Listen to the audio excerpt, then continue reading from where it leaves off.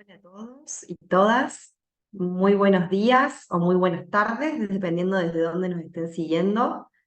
María Paula, Manuel, los invito a prender sus cámaras también, como parte del equipo que vamos a estar hoy acompañando al público. Tenemos un equipo regional, hoy en este caso estamos desde Chile, en mi caso de Santiago, Manuel que nos va a acompañar desde Argentina y María Paula desde Colombia, dos invitados de lujo que vienen trabajando en tema de seguridad hídrica hace muchísimo tiempo, así que bueno, yo feliz, entusiasmada de poder aprender de ellos y con ellos.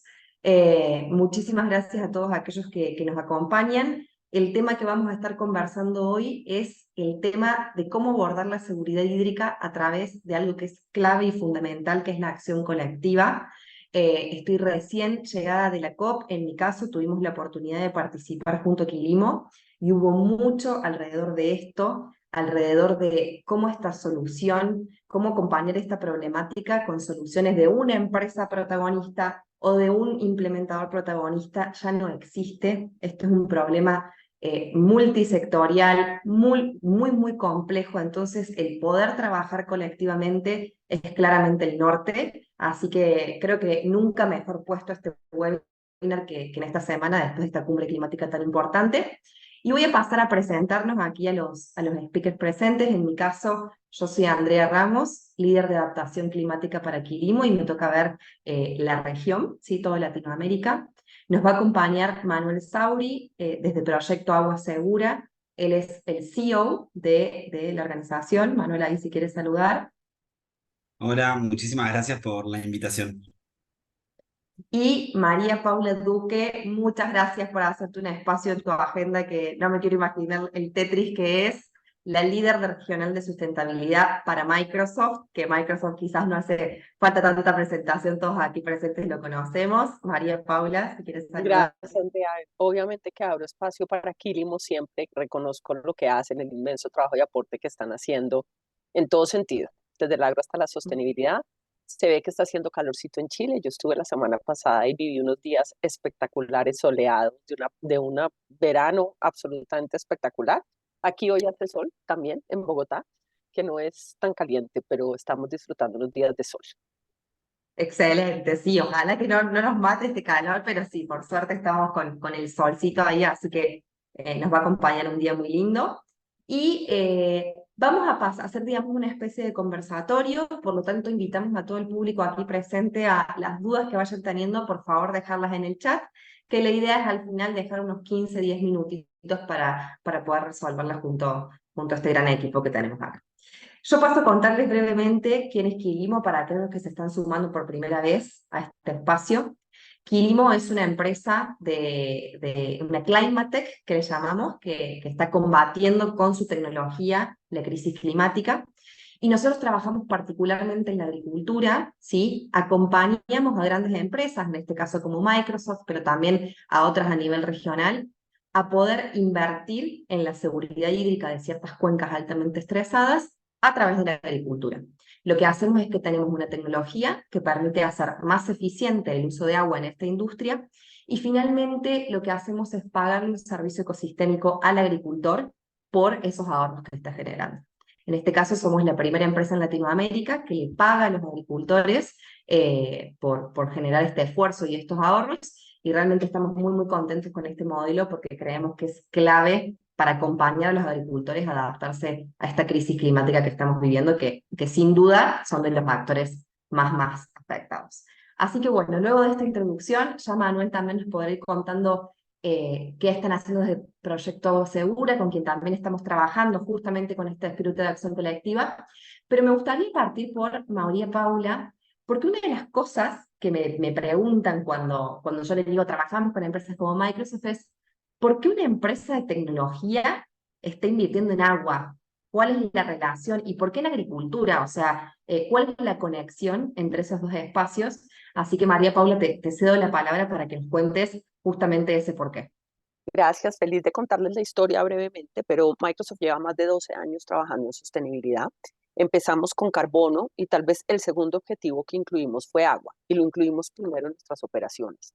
Ustedes saben que la operación de data center requiere refrigeración la refrigeración requiere el uso de agua. Entonces empezamos por decir, vamos a hacer agua potable neta cero, es decir, no usar agua en ninguna de nuestras operaciones que sea agua potable, regenerar el agua que utilizamos para nuestros data centers. De hecho, trabajamos con partners tecnológicos que nos ayudan a recircular el agua por el data center de tal forma que sea la misma agua la que esté refrigerando.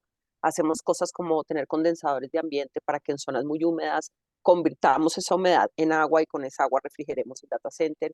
Tal vez la que a mí me parece más innovadora es que estamos metiendo data centers en el fondo del mar. Y si ustedes buscan en YouTube, van a ver un data center que cada tanto tiempo sacamos, mantenemos y volvemos a sumergir, midiendo, por supuesto, el Wow. impacto ambiental que eso tiene en los ecosistemas marinos. Eso desde la operación interna. Nosotros también tenemos una forma de trabajo que es, primero, garantizar la operación de nuestra operación y la sostenibilidad de nuestra operación, y luego salir a hacer cosas en tecnología hacia afuera.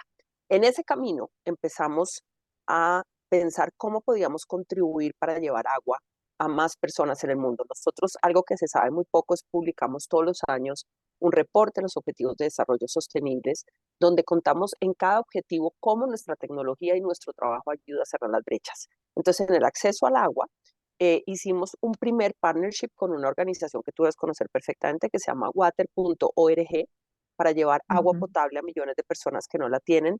A mí me gusta siempre repetir esta cifra, Andrea. Las mujeres, la población femenina a nivel mundial, recorre cerca de 200 millones de horas diarias buscando agua potable para llevar a sus casas. Y después de decir esto, por favor les pido que se bañen menos de 5 minutos al día cada día. O sea, Mm. mañana, por favor, si lo único que se acuerdan de esta conversación es bañarse menos, no quiere decir que sean menos limpios, bañarse menos, por favor hagan. Ahorramos Ujú. 25 galones de agua por bañarnos menos de 5 minutos al día. Entonces, cuando abran una llave, cuando la dejen abierta, cuando estén desperdiciando agua, por favor piensen que hay una mujer con un baldecito en el hombro recorriendo kilómetros para poder llevar agua potable a su hogar y dar agua potable a su familia. Establecimos una tasa interna de agua dentro de este camino de ser agua potable neta cero. Las operaciones se miden en agua. Tenemos una tasa interna de agua y con esa tasa estamos financiando trabajos como el que hacemos con ustedes, que es trabajar con organizaciones expertas en agua para regenerar agua, para llevar agua a zonas donde no la hay o para trabajar de manera sistémica en el ahorro de agua. ¿Por qué la agricultura? Un problema global. No podemos seguir creciendo como humanidad como estamos creciendo en términos de población con el gap de alimentación que vamos a tener. Hace como 2 meses estuve en una conferencia sobre este tema y quedé impactada cuando el presidente de la Ujú. Asociación de Agricultores de Colombia dijo que con las proyecciones de población y las proyecciones de agricultura, en menos de 30 años íbamos a empezar a alimentarnos con insectos, porque no vamos a tener suficiente alimento para alimentar la población que hay. Y a eso súmale, Siente. ayer estuve leyendo el reporte de la OIM sobre migraciones en el mundo, que una de las principales causas de migración es el agua. La gente migra no tanto por un fenómeno climático atípico o particular, sino por la ausencia de agua para sembrar, para poder tener sus cultivos, para poder tener el sustento de su familia. Entonces, agricultura es un gran problema en el mundo que requiere, por supuesto, el manejo de datos. Vemos a América Latina como la despensa del mundo y esa es la razón por la que trabajamos de manera sistémica en agua, ahorro de agua, regeneración de agua y agua en el agua. Excelente, María Paula. Muchas gracias. La verdad que es impresionante cómo tangibilizar y llevarlo directamente a las personas, porque a veces cuando uno habla de la inversión en proyectos, invertimos tantos millones de litros de agua, etcétera, o reconvertimos, o le llamamos recuperación, igual nos separamos un poco de la historia de la cara, y me pasó ahora en la COP, al escuchar, fueron unos niños de escuela, donde les preguntaban, bueno, ¿y por qué tú te interesa la acción climática o por qué dejar un planeta mejor? Y uno de los niños con 11 años, yo les juro que se me puso la piel de gallina, y dijo, porque no quiero ser migrante. Y qué fuerte, ¿no? Y qué importante esto que comentas. ¿Sabes qué? Antes de pasar a Manuel, no quiero, pasó medio así desapercibido, pero a mí me parece una innovación tremenda de Microsoft. Si me puedes hacer un doble clic en esto del impuesto interno que ustedes tienen, porque creo que si hay corporaciones acompañándonos, es sumamente interesante cómo que los mismos colaboradores se vayan haciendo responsables de sus acciones Mm, dentro de la empresa. Si nos podés contar un poco sí, cómo funciona eso. nosotros empezamos con lo que llamamos impuesto al carbono. Te darás cuenta que tengo una tos espantosa, perdón. Y luego, Exactamente. el año pasado creamos la tasa del agua. El impuesto al carbono hoy lo tenemos en $15 por tonelada de carbono equivalente. No sé exactamente en cuánto está la tasa interna de agua, pero lo que hacemos es que financieramente castigamos el uso de esos recursos en nuestra operación y con eso fondeamos programas específicos para reducción de carbono, cambio climático y agua. Y eso ha sido sumamente poderoso porque a nivel gerencial, que es lo que a mí más me gusta, si tú eres un gerente de un área y te empiezan a decir, estas son sus emisiones de carbono y este es el impuesto que va a pagar, este es su consumo de agua y esta es la tasa que vamos a recoger, automáticamente tus acciones empiezan a ser cómo reduzco, cómo mejoro, cómo hago más eficiente mi operación. Entonces, Exactamente. eso te pone encima una métrica y genera una cultura de ahorro bien importante. Por supuesto, nuestras oficinas todas son con agua reciclada, recirculada. De verdad trabajamos en pues, tener los termos, no, o sea, de verdad cuidar el recurso que es el agua en nuestra operación. Pero esas dos medidas, la tasa de carbono y la tasa del agua, generan un nivel de conciencia gerencial que presiona a la Me organización encanta. hacia acciones concretas. Me parece muy, muy interesante. Es la primera vez que lo escucho, digamos, a nivel corporativo. Ya me lo habían comentado internamente antes, pero cada vez que lo comento siento que las corporaciones abren los ojos porque es una forma muy interesante de incentivar el cambio desde adentro. Manuel, contanos un poco sobre el proyecto Agua Segura. Yo venía introduciendo y conversábamos con él, le preguntaba hace cuántos años que están en este espacio, porque realmente han sido unos pioneros en ese sentido, y por eso cuando nosotros nos metimos de lleno no dudamos en ir a buscarlos para trabajar juntos y ahora tenemos proyectos en las mismas cuencas, así que contanos un poco de dónde nace Proyecto Agua Segura y en qué están actualmente. Perfecto. Bueno, primero un montón, muchas gracias. También estamos haciendo proyectos con Microsoft, así que para nosotros es un placer conversar de agua con Microsoft. Siempre nos preguntan, ¿pero por qué? ¿Por qué Microsoft los trabaja con ustedes, los contrata, los hace crecer? Y creo que María Paula lo contó de una mejor manera, porque es un impuesto interno y lo tienen que hacer y lo quieren hacer. Entonces, es como bastante genuino, pero también en modelo de negocio. Entonces, no hay tanta discusión después de por qué se hace, sino lo que siempre es lindo de hablar con Microsoft es, la pregunta es qué hay que hacer, cuánto se tarda, cómo se hace, y no por qué. El por qué, por suerte, ya es una base que se cerró. Bueno, Agua Segura es una empresa que nace en Argentina. Hoy en día estamos trabajando en 12 países. Eh, Vamos a arrancar nuestro primer proyecto en España a principio del 2024, pero ya está todo cerrado y abriendo horizontes a lo que tiene que ver con el mercado australiano y africano. Así que se viene venimos creciendo bastante en los últimos años, más que nada en la internacionalización. Y arranco al revés. Agua Segura arranca con las personas que tomaban agua y se morían, básicamente. Agua Segura arranca porque eh, no podíamos entender de que la segunda causa de muerte de menores a 5 años en Latinoamérica era la diarrea, que tiene que ver con la calidad de agua, la higiene o varias cosas. Y la primera era el calentar el agua encima, o sea, el humo en las zonas rurales. Pero entonces, Ujú. básicamente lo que empezamos a hacer era, bueno, ¿qué podemos hacer con un modelo distinto? Yo venía de varios años de trabajo en ONGs y las quiero, me encanta, me parece que es un rol súper interesante, pero nosotros lo que nos planteamos era, ¿cómo podemos hacer entender de que no tiene que ser un negocio que viva o no la gente, sino que el modelo de gestión de agua tiene que estar incorporado en los negocios? Ujú. Y lo que hicimos fue decir, bueno, hay tecnologías que usa la gente para escalar y tomar agua de nieve, de charco, de lluvia y que no les dé diarrea, básicamente, que es la ultrafiltración, por decirlo de alguna manera. Entonces adquirimos mucha de esa tecnología y la empezamos a implementar en zonas rurales para mejorar lo que es la calidad de agua. Y nuestro foco era que las grandes empresas puedan invertir en esto, en que la gente no, en que las comunidades, sus comunidades de influencia con las que viven y trabajan todos los días, puedan tener una inversión clara en lo que es calidad de agua. Y lo que nos dimos cuenta con las comunidades, y tenemos bastante de los casos que recién María Paula contó, de caminar, a mí hay un número que me llamó mucho la atención que también tiene que ver con la cantidad de tiempo que están en una salita. Y cuando un menor está en una salita, no es un menor en una salita, es una familia en una salita. Mm. Entonces son días que no estás en la escuela y días que por ahí las personas no están haciendo lo que tendrían que hacer para ganar dinero y poder ir a comprar alimento. Entonces, nos impactó mucho a nivel tiempo, porque era una Cuando salita decís una salita te referís a de salud. de salud, una salita de salud, sí. En vez de ir a la escuela, por ahí estás una semana en una salita, porque tardás por ahí 12 horas Ujú. en llegar o 10 horas en llegar, en que se vuelve a habilitar con suero o varias cosas el menor y después que vuelva a su casa. Y esa es la cantidad de tiempo. Entonces, en nuestros primeros viajes al norte de Argentina a hacer estas implementaciones de tecnología, lo que nos enseñaban las comunidades es que no solo es un tema de calidad de agua, que es recontra importante, sino también es el manejo del agua, el cómo tener agua, cuidarla y hacerla.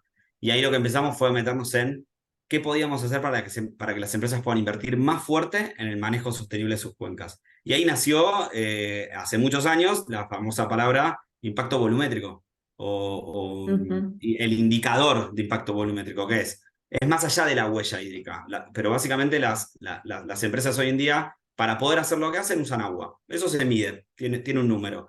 Y la empresa ahí se puede poner objetivos, huella hídrica cero, o que la comunidad tenga más agua porque yo estoy ahí, o ayudar a que la comunidad también gestione bien el agua, porque el agua es una gobernanza de todos. Y ahí empezamos nuestros primeros proyectos donde los invitamos a las empresas a que mejoren su situación de agua en su cuenca.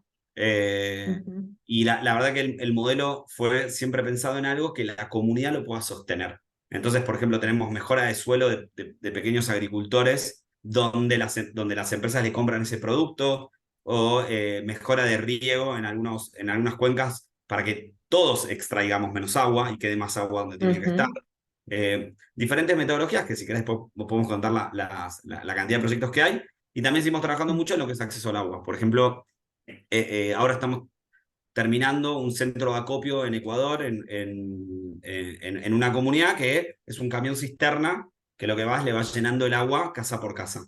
Lo que hicimos fue, junto con la comunidad, crear el fondo de agua comunitario, donde nosotros hacemos la inversión inicial para que se pueda acopiar toda el agua de más o menos 3.000 familias y el agua se dispare a través de un centro de acopio. Entonces, Excelente. se gasta menos energía en el camión, menos nafta, menos benzina o como se utilice, y el dinero que igual se está utilizando hoy en día se va a utilizar para mantenimiento, es decir, para cuando se rompan los caños, los medidores o diferentes formas.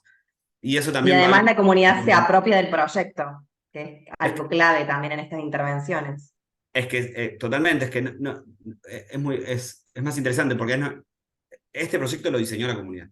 Nosotros lo que hicimos fue darle tecnicismo y conseguir la inversión.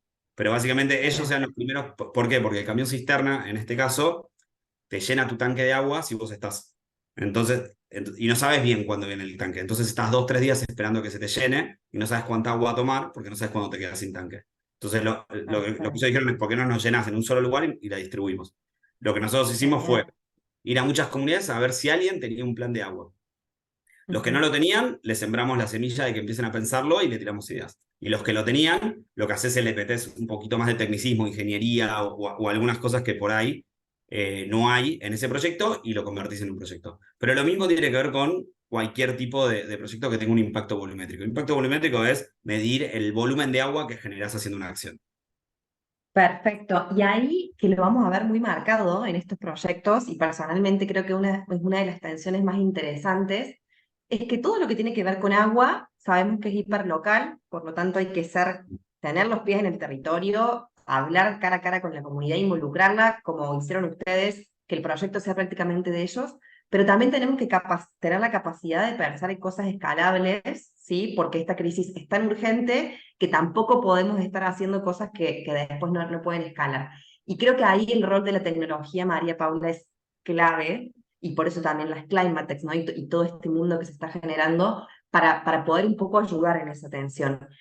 ¿Cómo es la experiencia de Microsoft hoy alrededor de la revolución que está generando la inteligencia artificial y cómo creen que nos va a ayudar en este escalamiento de soluciones hídricas? Mira, yo creo que lo primero, Andrea, es poder medir y medir más fácil. Yo creo que la primera conversación con una empresa cuando te enfrentas en este tema es, pero ¿cómo hago eso? Yo lo único que tengo es la factura del agua o, ¿cómo se dice? Sí, la factura que me mandó mi proveedor. Entonces nosotros tenemos un modelo en términos de huella ambiental que arranca por medir y reportar, porque creemos que el paso uno, si tú no tienes la medición, no vas a poder usar inteligencia artificial, así quieras. Entonces lo primero es hacer sencilla la medición. desde el recibo o desde sensores, porque afortunadamente los sensores vienen cayendo en precio. Cuando nosotros empezamos nuestra propia solución de edificios inteligentes, nosotros imagínate en el campus tenemos 500.000 sensores que miden temperatura, hidrantes de agua, corrientes de agua, llaves de agua, o sea, si se riega, si se rompe, si se abre, automáticamente genera una alerta y se cierra el tubo madre que alimenta ese hidrante para evitar el desperdicio.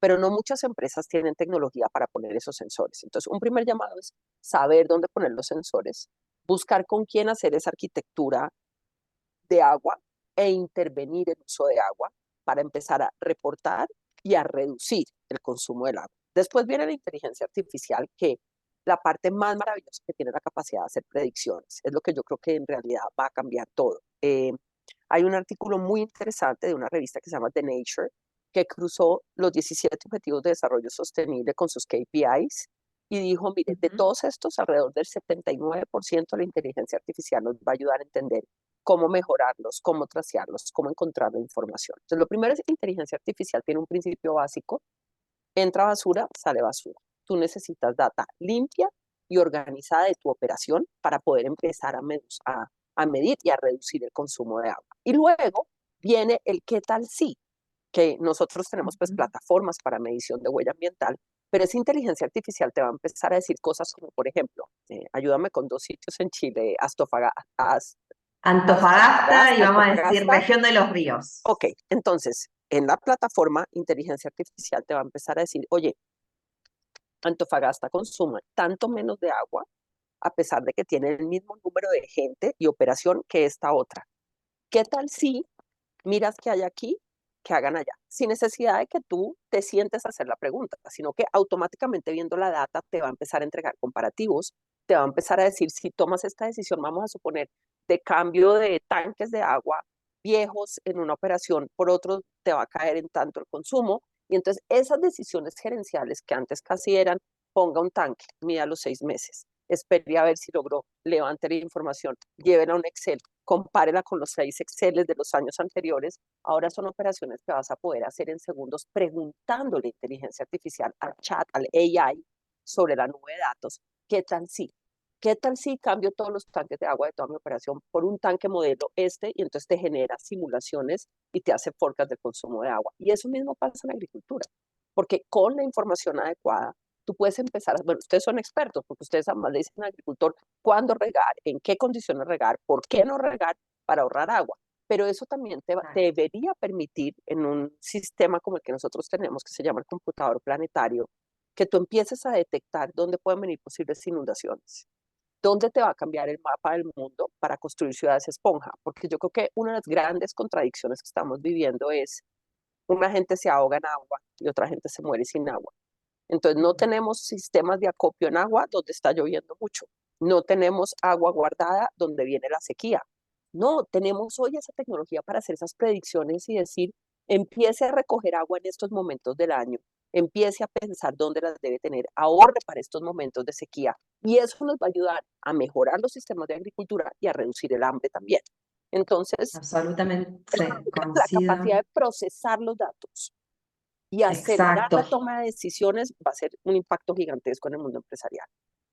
Y poder en algún punto ocuparnos de lo importante, ¿no? Nos pasa ahora nosotros en Quilimo, que claramente la agricultura es de las actividades menos digitalizadas que Total. existen. Por lo tanto, nuestro equipo utiliza mucho de su tiempo ordenando planillas, Procesando tratando de datos. entender, procesando datos que el agricultor puso en un cuaderno hace 3 años y le sacó una foto. Entonces, realmente ahí la oportunidad de usar bien la inteligencia Pero artificial es gigante. imagínate que el agricultor, en vez de tener un cuadernito en su celular, tuviera una aplicación donde él simplemente podría decir, llueve, no llueve, llueve, no llueve. No tiene que poner ni siquiera cuántos centímetros cúbicos, sino indicar los patrones de lluvia y el tiempo. O sea, que pudiera entrar y decir, 4 días a la semana llovió 15 minutos. En un mes Hacia allá tú puedes vamos. decir, vas a tener tanta agua guardada si tienes un tanque y vas a poder optimizar el riego de esta manera y estas son las medidas concretas en las que vas a poder mejorar. El problema de la América Latina es que el microfundio, el agricultor pequeñito que está en una zona remota de nuestros países, la tecnología le suena ajena a su día a día. Exacto. Entonces tenemos además que Sí, hacérselo maleable, sencillo, que lo pueda y utilizar. cerca. Nosotros, de hecho, en nuestra tecnología tenemos inteligencia artificial para poder captar la demanda de la planta, la demanda hídrica, ¿sí? Poder saber cuánto la planta necesita, pero no dejamos de hacer un acompañamiento hiperlocal, trabajando día a día con el Total. agricultor, para que ellos puedan adoptar esa tecnología, porque si no, seguimos generando más y más brecha. María Paula, y de nuevo se nos pasa algo ahí que parece rápido, pero me parece muy interesante entender qué es esto del computador planetario. Ah, Dijiste algo de la eso es espectacular. predictibilidad, pero cuéntanos Mira, más, así lo podemos nosotros usar. tenemos 4 objetivos en sostenibilidad en temas ambientales. Ser carbono negativos al 2030, ser agua Ujú. positivos al 2030, ser cero residuos, que no es menor, y el de ecosistemas. En ecosistemas tenemos 2 componentes. Proteger a nivel mundial la misma cantidad de tierra que ocupa nuestra operación y que sea tierra en riesgo de biodiversidad, y construir una plataforma que permita el uso de información masiva en capacidades gigantes para solucionar problemas derivados del cambio climático. Eso es el computador planetario. Entonces, el computador planetario funciona en nuestra nube, en Azure, 2 cifritas, 2 para ubicarnos, 52 petabytes de información satelital de la Tierra de alta calidad y más de 8.000 organizaciones que hoy entran y buscan y miran qué hay ahí de la Wow. zona donde quieren intervenir para además usar capacidad de procesamiento. Déjame ponerte un ejemplo que a mí me fascina, que es el proyecto Guacamaya del Amazonas. En Brasil hay otros. Nosotros, como América Latina, tenemos el sueño de construir la torre de control ambiental del Amazonas a través de tecnología. Y uno de esos componentes es el proyecto Guacamaya en Colombia. En Ok. Colombia está el Instituto Sinchi y el Instituto Humboldt, que se han dedicado a hacer imágenes de la selva amazónica, sonidos de la selva amazónica. Entonces, ¿qué estamos haciendo? Tomar esos sonidos, tomar esas imágenes y el computador planetario para medir por hectárea y mapear por hectárea en la selva cuáles son las especies y cuáles son los sonidos de la selva. Entonces, un científico que estudiara Amazonas va a poder entrar al computador planetaria, va a buscar el sitio específico que quiere ver, vamos a suponer Orinoquía, va a dar clic y le van a empezar a sonar los sonidos de la selva, pero además ya están tagueados con el tipo de animales que hay en esa zona. Wow. Lo que antes se demoraba solo para mostrarles el poder de la inteligencia artificial. Las cámaras trampa tomaban imágenes, la imagen venía al instituto, el científico analizaba la imagen y colocaba la información del animal que la cámara trampa había detectado. Eso podía demorarse 7 días para procesar 20 imágenes. Hoy, con inteligencia artificial, hecho el primer barrido de imágenes, la categorización, tú empiezas a ser capaz de recibir hasta 10.000 imágenes en una semana para procesar y mapear.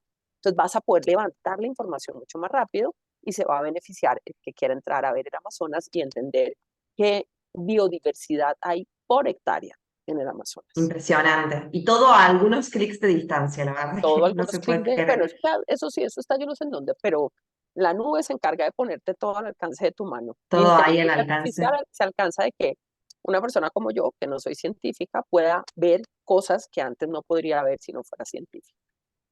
Excelente, muchas gracias. Manu, y me voy a saltar acá un poco los protocolos porque me parece que esta pregunta del público conecta totalmente con lo que usted quería preguntar, que acá Juan nos dice, efectivamente un gran desafío es poder llevar acciones globales, pero que después involucren a la comunidad. ¿Qué experiencia pueden compartir al respecto? Y ahí un poco volviendo a esa atención, ¿no? Lo global y lo local. ¿Qué experiencia tienen ustedes de, digamos, soluciones que sean globales, pero que después las tienen que ir ajustando con la comunidad y con qué otros actores locales también suelen trabajar para que así sea? Perfecto, y hasta podemos meter algo de inteligencia artificial o de tecnología como motor de crecimiento, creo que para esto. Eh, Nosotros cuando vamos a diseñar e implementar un proyecto, lo primero que hacemos es entender cuáles son los desafíos de la cuenca. Porque voy a decir, voy a hacer una burrada, como decimos en Argentina, pero como la misma solución en 2 lugares distintos puede generar un problema. Por ejemplo, vos cuando tenés el suelo muy compactado, eh, llueve, y cuando llueve el agua resbala y se va. Y el suelo se suele compactar por animales, por ejemplo, que hayas tenido animales y lo fueron pisando, o maquinaria, o la misma degradación del suelo. Entonces, por ejemplo, vos en ciertos lugares puedes descompactar, que es pasar un cincel o un subsolado, un tractor, que hace que el suelo vuelva a ser una esponja, y eso cada vez que llueve te infiltra más agua. Pero la misma solución en la misma provincia, en Argentina, cuenca abajo, es un problema. Porque ahí el problema que haces es que si descompactás generás más cárcavas y lo que haces es que el agua pase más rápido.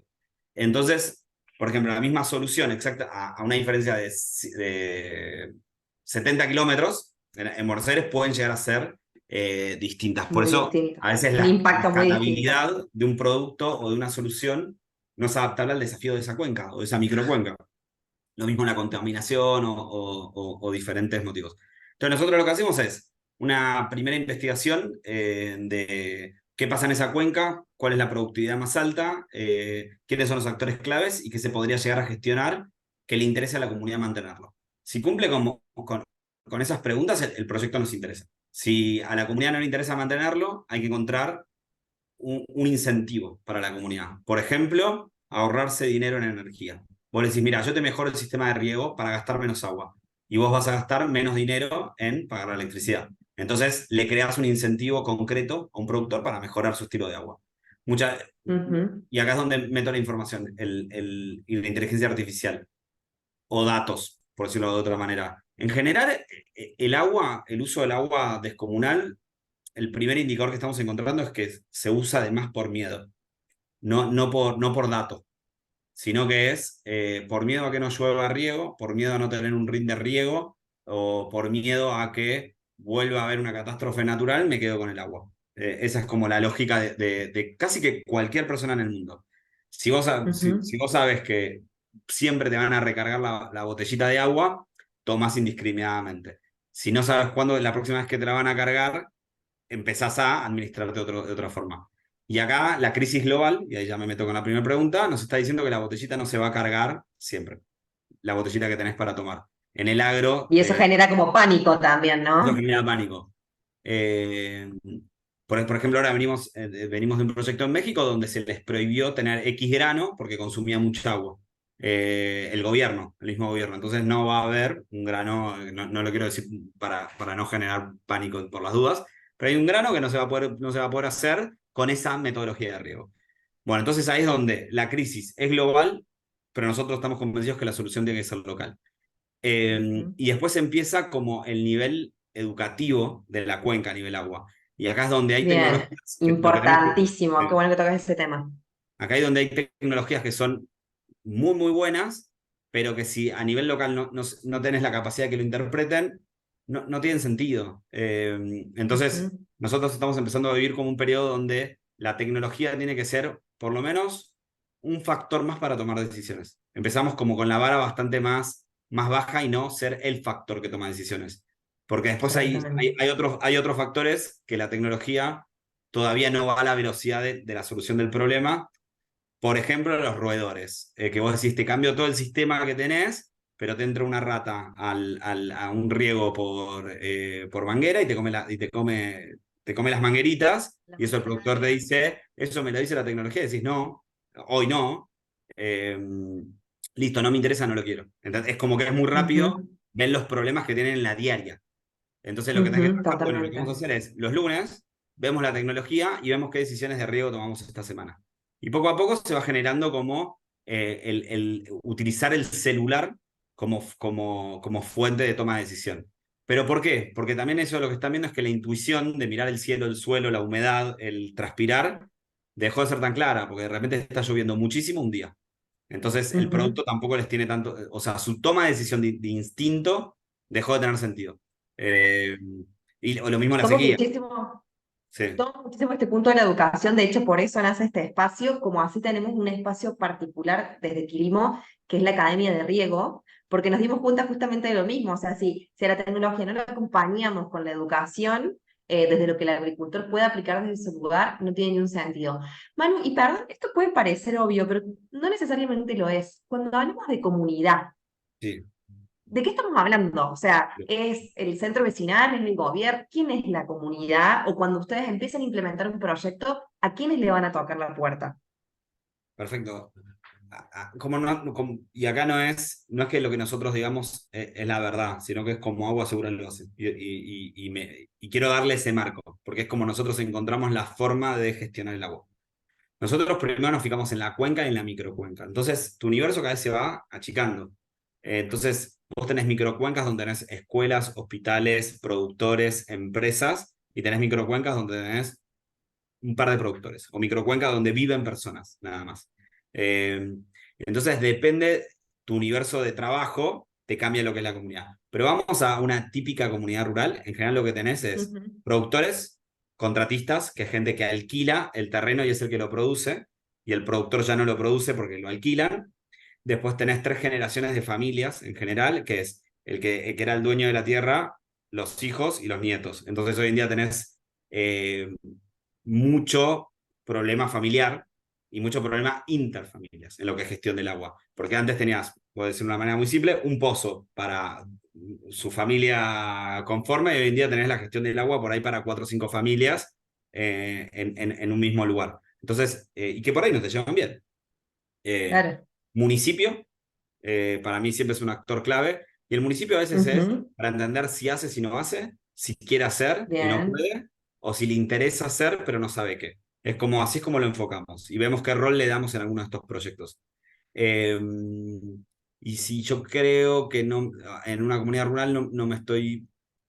Entiendo, Podría Ana. llegar a ser alguna universidad también o En la caso que parte haya alguien, una pata académica. una parte Y académica, lo sí. que está bueno mostrar como esto, la cantidad de sectores, porque acción colectiva suena hermoso. A cualquier persona que yo pare y le diga, ¿te gusta la acción colectiva? ¿Te parece que va por ahí? Todos nos van a decir que sí, pero que es desafiante, es tremendamente desafiante. Vos estás contando el tema de lo intrafamiliar, es algo que vemos mucho en el agro. El padre, que es el dueño del campo, pero que ya se está yendo, pero que piensa de una forma, y el hijo, que es la nueva generación, que piensa de otra. Resolver esos conflictos son súper, súper desafiantes. Entonces la acción colectiva suena espectacular y es para allá donde tenemos que ir, pero es mucho más incómoda de lo que imaginamos. Y María Paula sería alguien a quien le incomoda también la acción colectiva, yo creo que es a los privados, ¿no? Porque en el mercado en general la competencia, valga la redundancia, compite, pero en la sustentabilidad, ¿qué pasa? ¿Cómo es la acción colectiva entre los actores y las grandes corporaciones? ¿Cómo es tu experiencia? Pues yo veo que nos sentamos y hablamos y levantamos los problemas sin pensar que somos competencia, honestamente. De hecho, nosotros en el tema sostenibilidad no estamos mirando sistémicamente qué hacen los competidores. Es decir, no lo hago para decir, ellos hacen esto, yo hago esto. Esta semana en COP tal vez tuviste en un mismo panel sobre diversidad e inclusión, estaba la Chief Sustainability Officer de Microsoft, estaba la Chief Sustainability Officer de Amazon. Yo creo que hay propósitos superiores en los que ser Mm, competencia o no debería alejarnos de la capacidad de trabajar. Y además, también te digo, hoy en día en la industria cooperamos más que competimos en muchos temas. Hace unos años, en mi primera temporada en Microsoft, pensar en trabajar con SAP era imposible. Hoy en día subimos productos de SAP a la nube de Microsoft y operan en la nube de Microsoft. Somos mucho más multiplataforma y más abiertos, y como industria yo creo que tenemos unos problemas de mundo sostenible que tenemos que resolver juntos. E Basura internamente, electrónica, por ejemplo, basura electrónica. mm, Esa es una cifra que a mí me mortifica mucho. El mundo genera 50 billones de toneladas de basura al año y 55 millones de toneladas de basura electrónica. Es decir, estamos a wow, punto de convertirnos en Wall-E. Ustedes deben ser muy jóvenes, pero la peliculita Wall-E, el muñequito en el planeta no, me recogiendo la encanta. basura y tratando de hacer cosas con la basura.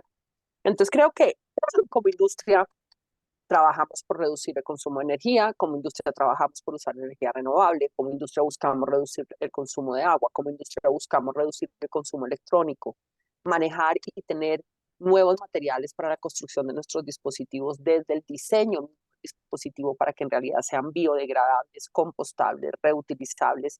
Eh, a mí me gusta mostrar yo no sé si ustedes ven aquí este mouse, este se llama el Ocean Mouse, el que Sí, ustedes ven ahí son las se olitas. ve perfecto. ¿Por qué me gusta Sí. mostrar siempre este Ocean Mouse? Este es un mouse hecho con botellas de plástico que fueron arrojadas al océano o a campo como basura. Y nosotros recogimos basuras y lanzamos este mouse hecho 100% con botellas de plástico reciclables. Hacemos un maletín para los nuevos empleados, por ejemplo, hecho con botellas de plástico y con residuos, lo que antes llamábamos basura, que en economía circular debemos llamar residuos. Entonces, realmente creo que cuando estamos con el propósito de proteger el planeta, no nos podemos poner a pensar si somos competencia o no, y cada uno de nosotros tiene que hacer lo mejor que pueda hacer. Ahora, la acción colectiva es más compleja de lo que uno cree, Andrea. porque los privados Ujú, queremos hacer acción colectiva desde donde estamos, pero a veces es diferente encontrar los actores. Estuve en Chile la semana pasada en una conversación muy interesante ujú, sobre Actex. ujú. Tú tomas el Actec de Brasil y es un ecosistema de más de 1.500 startups, o el de Argentina y es un ecosistema robusto. ¿Por dónde empezaron? ¿Cómo pusieron esas piezas juntas? Yo les decía, mire, pues yo Ujú. creo que un ecosistema tiene que tener academia, como decía Manuel, pero tiene que tener fondos de inversión, pero tiene que tener startups, pero tiene que tener educación, pero tiene que tener acción rural, tiene que tener centros tecnológicos en las zonas rurales, porque a dónde va el campesino a reportar, a conectarse, a aprender. O sea, hay muchas piezas que nos toca poner Sí, en esa acción colectiva para en realidad eh, ser efectivos. Y creo que la pregunta es cómo rompe uno, o sea, como aquí decimos cómo le pegan la pepa, o sea, cómo logra exacto. encontrar esos factores que son fundamentales para que la acción colectiva sea efectiva y eficiente. Totalmente. ¿Y cómo hacer que toda esa gestión, que termina siendo también un poco burocrática y desafiante, tampoco no nos haga perder del foco que es avanzar y poder Ujú. lograr lo antes posible los objetivos? Entonces, efectivamente es más complicada. Me alegra mucho escuchar que, y es algo que veo, ¿no? La industria tecnológica en general va más adelantada y suele ser un poco más progre en términos de colaboración. Me ha tocado ver en otras industrias más tradicionales donde el equipo de sustentabilidad interno pelea con el equipo de legal, porque el equipo de legal no entiende que trabajar junto a la competencia en una cuenca es clave. Si empresa A y empresa B compiten, pero no invierten juntas en la misma cuenca, la cuenca se va a secar para A y para B. Entonces, ese cambio internamente, a veces el equipo de sustentabilidad lo entiende perfecto, pero el equipo de legal o los equipos más tradicionales hay que estar empujando ahí y bueno, también es nuestra responsabilidad ir educando cada vez más a esos equipos para que hagan este cambio. Eh, Así que genial con eso. Manu, mira, acá nos preguntan, voy a aprovechar de tomar otra preguntita, que dice que si nos podés contar, porque dice, bueno, Quilimo trabaja con inteligencia artificial y nombraron algo de suelos. ¿Por Sí. qué las empresas terminan trabajando con fuerte foco en ese sector? María Paula algo nos comentó, que es un sector importante para la región, gran consumidor de agua, y si podés explayar más sobre estas iniciativas en la agricultura. Perfecto. Y me quedé pensando en algún ejemplo, porque sí, a veces cuando se dice comunidad, suena a bla bla. Nos juntamos con todo, pero hacemos el proyecto que podemos. Y quiero ver si con un ejemplo puedo contar las dos cosas, suelo y comunidad. Ahora estamos en pleno diseño de un proyecto, en una cuenca que tiene un estrés hídrico muy, muy, muy grande. Cuando empezamos a buscar todos los actores, los que les conté, productores, contratistas, diferentes actores, nos dimos cuenta que hay una persona que sabe y trabaja de limpiar tranques, es como se llaman ahí, básicamente, bueno, en Chile se entiende bien, pero reservorios de agua donde todos los pequeños productores, ahí le abren el canal del río una vez a la semana o una vez por día, da lo mismo para el ejemplo de ahora, y se llena un reservorio de agua. Pónganle una hectárea que se llena de agua. Eso lo construyó el gobierno en 1960, 1970. Los pequeños productores no son productores con una economía de ahorro. Entonces, todos los años viven con lo justo y mejoran su producto, mejoran su riego, pero no mejoran lo que está fuera de su finca. Esos tanques hoy en día, por no haber tenido mantenimiento, se taparon. Entonces, hoy en día están viviendo un estrés hídrico fuerte y estamos perdiendo agua, por decirlo de una manera. Pero encontramos una persona que se dedicaba a limpiar eso. El tema es que no se lo vende al pequeño productor, porque el pequeño productor nunca lo va a pagar, sino que se lo vende al gran productor. Que básicamente Mm. es ir con un tractor y volver a limpiar, ¿no? No tiene tanta ciencia desde ese lado. Bien. Bien. Entonces, lo que nos dimos cuenta es que si el pequeño productor tiene una inversión, podría mejorar su calidad de agua, su cantidad de agua. Y ahí es donde entra un actor como Microsoft en la cuenca. A mí me interesa esa cuenca. Me interesa que la gente esté mejor en esa cuenca y se valorice el agua. Entonces, ahí arranca la discusión comunitaria, que es, dale, lo hacemos, pero vos, productora, ¿a qué te comprometes? ¿Por qué te voy a regalar la limpieza de un reservorio de agua? Bien, listo. Entonces, ¿cómo lo va a pagar el productor? En este caso, siendo más eficiente en agua. Pero el tema Ujú. es que puede llegar a ser un compromiso, porque en realidad el pequeño productor riega como puede con lo que tiene. Entonces, lo que metimos ahí es la inteligencia artificial, que es, te tenés que capacitar en riego. Y ahí lo que estamos haciendo son, a través de tecnología y a través de mejora de infraestructura dentro del campo, que te comprometas a usar el agua que necesitas para regar, no más. Entonces el objetivo de mejorar el reservorio de agua, en realidad es una inversión que mejoramos en cantidad de agua de gestión comunitaria, pero, ¿cómo se llama? Pero el productor tiene que tener el compromiso de que lo paga regando menos. Además, el productor va a gastar menos dinero en energía como incentivo. Pero justo es una forma de riego que no se usa tanta energía, porque es por surco, o sea, abren una compuerta y sale el agua como se puede. Entonces acá lo que tenemos metiendo en realidad es con un actor local y una técnica local, que no es Sí. una locura, solamente que le cambiamos el perfil a quien le vende. En vez de venderlo al gran productor, como una tarea de mantenimiento de su reservorio de agua, lo vamos a meter a los pequeños productores. Más o menos uno de estos reservorios son 30 productores, 30 pequeños productores. A nivel económico Bien. es bastante lo que se genera. Eh, y lo que estamos trabajando es en la circulación de agua. Cómo no perder agua en la circulación de agua. Y cómo Entonces, en este caso, ¿es suelo? Sí, hay una parte que es suelo, que está en lo que es mejorar el suelo del productor para que el agua retenga lo que tiene que retener. Eh, y acá es Dijiste como, dos palabras. Sí, sí, dale, Manu. no, y bueno, y la parte clave es entender que el productor de hoy en día, estamos hablando de un productor que por ahí no usa celular. No es la forma entonces, en el año 1, 2 y 3, esto es un proyecto a 10 años, el productor tiene que empezar a capacitarse en el uso de la tecnología y modernizarse, y en el año 4, 5, 6 y 7 tiene que aplicar eso. Si no aplica eso, Ok. pierde el subsidio que nosotros le dimos por la mejora del suelo. O sea, pierde la capacidad de mejorar el suelo de su campo, básicamente. ¿Y qué Somos ganan tres cosas todos? El uso del clave. suelo. Tres cosas claves que decís. Incentivos, o sea, si no generamos los incentivos, y que lo usamos mucho de Equilibrio también, por eso me resuenan tanto después de 10 años trabajando en agricultura. Incentivos, compromiso y largo plazo. Y ahí, María Paula, también se nos puede contar un poco cómo son estos contratos, porque a veces nos pasa que una empresa dice, yo quiero invertir durante un año en la seguridad hídrica de una cuenca, pero realmente un año no es suficiente, porque la transformación es desde abajo, hay que generar esta acción colectiva, hay que generar estos cambios de comportamiento. Entonces, si nos podés dar una vuelta por el tema de largo plazo, y dado que nos queda poquito tiempo, lo engancho también con otra pregunta que nos tiene por acá el público, que dice, algo interesante que menciona Paula, sí, María Paula, son los costos asociados en estos proyectos para medianas y pequeñas empresas. ¿Dónde creen que como industria debemos empezar, mediana empresa, pone ella, se ve que ella es parte de una mediana empresa, con estos desafíos de seguridad hídrica sin claramente un presupuesto similar al de Microsoft?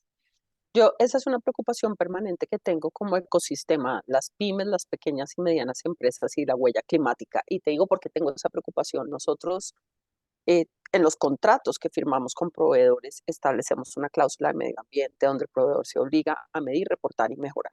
Hasta ahí, perfecto. Entonces yo hago reuniones con los proveedores, hago entrenamiento, cuento nuestros pilares y empiezo a ver unas caras por Teams como de, aquí qué va a ¿Cómo cumplo con pasar. esto? Entonces de pronto algún valiente abre la cámara y me dice, a ver si entendí. O sea, tú vas a venir y nos vas a medir a nosotros. Respuesta, no, yo no te voy a medir, tú te vas a medir. Ah, bueno, Mm. pero entonces tú nos vas a poner la tecnología y la metodología para nosotros medirnos. Tú tienes que escoger tu estándar, tú tienes que escoger tu metodología y tú tienes que medirte. Eh, y ahí ya es caos, ¿no? Porque la siguiente pregunta es, ¿y La cuál cabeza metodología? ¿Y cuál cambia. uso? ¿Y cuál es, pero y cuál? Y entonces ahí peor porque tú empiezas a mostrar el universo de estándares que hay en sostenibilidad y para una pyme, una pequeña empresa, realmente es complejo. Se Entonces, ahoga. yo creo que hay que lograr, y casi que creo que hay actores naturales como la banca o como las telcos. De hecho, tenemos un proyecto en Alemania con Deutsche Telekom para que ellos ofrezcan como servicio una calculadora de ambiente a las pymes en Alemania, para que la pyme Bien. se pueda medir con un estándar que adopte, entre, coloque sus facturas y por lo menos le salga su huella ambiental. Para una pyme que no tiene muchos recursos, yo te diría, primero hay que tener la cifra mensual, cuánto te estás gastando en agua. Luego hay que llevar eso a metros cúbicos. Luego hay que buscar quién hay parecido a mí que gaste para saber si yo estoy gastando mucho o muy poquito y buscar algún Ujú. estándar que me diga cuál es el consumo adecuado para el tamaño de mis ingresos. Nosotros usamos una métrica que se llama water intensity, o sea, qué tanta agua usamos para el impacto que tiene la operación, eh, y empezar a hacerlo manualmente y luego verás. Y yo estoy segura que van a aparecer herramientas cada vez más sencillas. De hecho, en Climatec o Climatec en Chile hay una que se llama BOK, que hace mediciones de ESG para pymes, para pequeñas y medianas empresas, y que además ya acaba de sumar inteligencia artificial. El tema a largo plazo, ese es más complejo, porque nosotros quisiéramos que todo sea a largo plazo, evidentemente, y nuestro camino es sostenibilidad de largo plazo, pero en las empresas nadie te puede prometer que el presupuesto que tuviste este año, que invertiste en unos contratos, lo vas a tener para el año entrante. Entonces, pues sí, el ideal es firmar contratos de largo plazo, pero pues muchas veces los recursos no están. Y pues Siempre se contribuiste puede. como una huella. A mí me gusta ver el rol de algunas empresas como nosotros como activadores de ese ecosistema, como poner la semilla para que el tema arranque y luego ir sumando más empresas y más personas que en realidad quieran seguir manteniendo la cuenca o quieran seguir sumándose. Y creo que una pieza que tenemos que activar es que tú como persona común, tú persona a pie, puedas contribuir a ese tipo de proyectos. En Colombia hay un ejemplo en alimentación que es lindo, que es del grupo Éxito. Cuando tú haces un mercado, compras tu mercado, al final te dicen, ¿quieres entregar 2 gotas de alimentación para niños? Y hay de 1.000 pesos, 2.000 pesos, 3.000 pesos. Imagínate que te hicieran lo mismo en la estación de gasolina de donde está la cuenca. Quiere contribuir con una gota de agua para el proyecto de la cuenca del Maipo, no sé. Y entonces no tienen que ser las grandes empresas, nos podemos vincular desde lo personal. O en tu factura del agua decirte abajo, ¿qué tal si tú ayudas a compensar tu huella hídrica sumando a tu recibo 5.000 pesos mensuales para el mantenimiento de la huella Maipo? Eh, Creo que tenemos que ser más creativos. Ahora, en la medida en que ¿Cómo bonos vamos? de agua, Exacto, y y socializando la problemática. exacto, y ustedes son muy buenos en bonos de agua. Hay que lograr que los bonos de agua se trancen más fácil y yo sí creo que hay que lograr que lleguen a la persona del común en acciones diarias para ayudar a proteger un Perfecto. recurso como el agua. Y me encanta esto de plantar la semilla, ¿no? Y de ahí invitar a otros corporativos. Es algo que se está usando cada vez más. Están los fondos de agua. Nosotros en Chile estamos trabajando con el Pacto de Seguridad Hídrica, donde también Microsoft es parte con otras corporaciones y es empezar a contagiar ese espíritu. Juan nos dice, hay que visibilizar los estándares de sustentabilidad. Margarita nos pide, por favor, que le compartamos el computador planetario. Nos vamos a comprometer desde Quilimo de pasarles el artículo de Nature que María Paula nombró, más información sobre el computador planetario y algún otro documento. Yo, por ejemplo, nosotros usamos mucho para el análisis de cuenca, un open source que también puede ser muy interesante, así que algunos Yo tengo un libro links para que... recomendar para vacaciones que es absolutamente bello, que se llama, en inglés se llama Water, a Biography. No sé si está en español, es de uno de los miembros de la Ok, Junta Directiva de Nature Conservancy y es la historia de la humanidad contada a través del agua. Cómo el agua, lo vi en el mira, lanzamiento, es muy recomendado. espectacular, o sea, es Perfecto. una belleza historia, pero te muestra por qué la humanidad es nómada y básicamente por qué somos nómadas detrás de un recurso como el agua. Y por ejemplo, explica que los acueductos romanos, pues básicamente se hicieron porque era la mejor manera de ganar votos del emperador. O sea, si traía agua a las Wow. ciudades, se volvía políticamente más conocido. Es un libro espectacular para entender lo que No, viene no. y para entender a lo que nos vamos a enfrentar. Nos vamos hasta con lectura recomendada, me encanta. Nos quedan 3 minutos, me quedaría, Margarita dice muchas gracias, me quedaría charlando acá toda la vida con ellos, lo que es muy, muy interesante, pero me gustaría dejar, digamos, como un mensaje final también alrededor de cuáles ustedes creen en 2 minutos cada uno, y partimos por Manu. Manu, vos llevas 10 años en esta industria, has visto cómo se ha acelerado la necesidad corporativa de invertir en la acción colectiva, pero ¿cuáles crees que son los desafíos más urgentes que tenemos en el corto plazo para acelerar esta transición hacia la seguridad hídrica? Y si se te podés dejar la pregunta abierta para dejarnos reflexionando, o si también tenés algunas ideas de cómo lo solucionaríamos, y luego María Paula también te dejamos tus reflexiones finales al respecto. Manu. Bien. Mi reflexión es que el ser humano tiende a colapsar todo. Y ahora nos estamos haciendo la pregunta de qué hubiese hecho la naturaleza si el ser humano no hubiese colapsado ese lugar. A nivel agua hablo siempre. Entonces, creo que la naturaleza nos está diciendo, hacé lo que hubiese hecho yo, básicamente. y que hoy en día con la tecnología y con la infraestructura que se creó, podemos simular soluciones basadas en naturaleza. Pero básicamente tiene que ver que cuando llueve, el agua quede ahí, que los árboles administren los ríos altos, que serían las lluvias, y que entender que la economía y el agua van muy de la mano también. Entonces, el ser humano siempre va a tender a colapsar su sistema acuático porque tiene un valor económico. Desde mudarse cerca de ahí y vivir hasta la logística de una ciudad tiene que ver con el agua. Entonces, entender que el agua, con el próximo desafío para mí, y que creo que cada vez se está entendiendo más, que el agua no es lo que tomamos. El agua es en donde vivimos. Y en donde vivimos lo tenés que ver de un punto de vista económico, de un punto de vista social y de un punto de vista de negocio, y cada uno a nivel personal como negocio. No es negocio para nadie tomar agua y morirse, no es negocio para nadie que haya una seca, no es negocio para nadie que haya una inundación y que sea muy caro reparar. Entonces yo creo que es eso, es cómo dejar de colapsar y cómo empezar a utilizar lo que la naturaleza hubiese hecho con una modernización, como la tecnología, como lo que contaron antes de la biodiversidad. Por ahí con sonidos te das cuenta si hay biodiversidad, o con información que no sea tan agresiva para el suelo, la tierra y el agua. Excelente, Manu. Muchísimas gracias, María Bueno, Paula. Para mí es un tema de conciencia personal. Yo creo que no podemos sentarnos en un panel como este a hablar del agua si cada uno de nosotros no hace acciones para proteger el agua en su día a día. Pregúntense cómo lavan su carro, pregúntense con qué riegan sus matas, pregúntense cuánta agua desperdician dejando la ducha abierta mientras el agua se pone caliente, y construyamos nuestra huella personal hídrica. Las empresas son menos que la población, así que las empresas podemos hacer mucho, podemos dar recursos, pero si todos y cada uno de nosotros no nos comprometemos con proteger el agua como un recurso fundamental para nuestra vida, cualquier esfuerzo que se haga a nivel empresarial va a ser insuficiente.